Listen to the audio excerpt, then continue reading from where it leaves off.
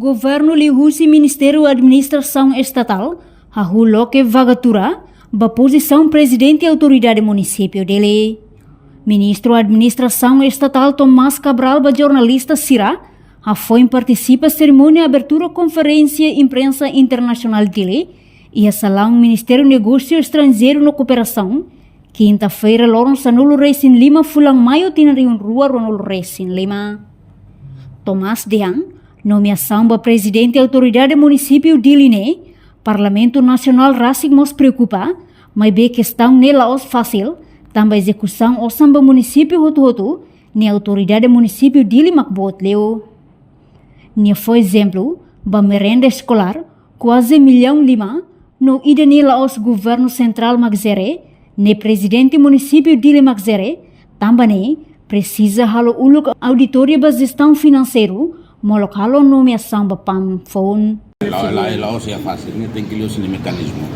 Antes a tua nomeação, primeiro tem que halo uluk auditoria ba gestão financeira, né? Orsida em Belo Busso e está no município de Linha. Já se na execução, estava município Rototo, só Dili, mas que é orçamento bota. Dili, 19 milhões. Merenda escolar, né, quase 5 milhões. E lá os governos centrais, mas era nem município, será mas era. Da maneira que a exposição na Orsida, importante que teve, jornalistas sermos pelos Basira, sobre a execução. Também serviço audita for Basira, serviço público for Basira, serviço educação, serviço saúde, assistência for ter. Também município de Linha processo.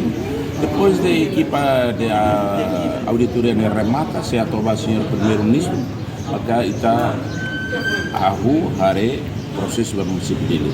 Mas processo para recrutamento, a preparatória, a anúncio e a direção geral do governo local, depois candidato será para apply, depois maka entrega para o senhor primeiro-ministro também nomeação ou exoneração para o presidente da autoridade será por si primeiro-ministro. Você tem que preparar, depois você entrega para o primeiro-ministro, mas você areho sernya pedido né e não vem mais preço que tem. Nem contato do diretor geral da descentralização vai lá ter uma processo no local, mas que resolve o que nós não resultado implementação e execução orçamento dele, não é entrega fal baida fong la belia problema. Portanto, o processo de recrutamento do PAM de Linhang prepara teona, candidato sira bela aplica, depois candidatura sira nyanarang, se submete para primeiro-ministro, onde recebe a prensa critério, molok nomeação. Reportagem Beatriz Belo, Televisão Timor Post. Janela informação ba emogoto. Atua tem informação atual dia clio, kita haluha, hanya botão subscribe, like, halo comentário, no fahe tutang ba media sosial hoto.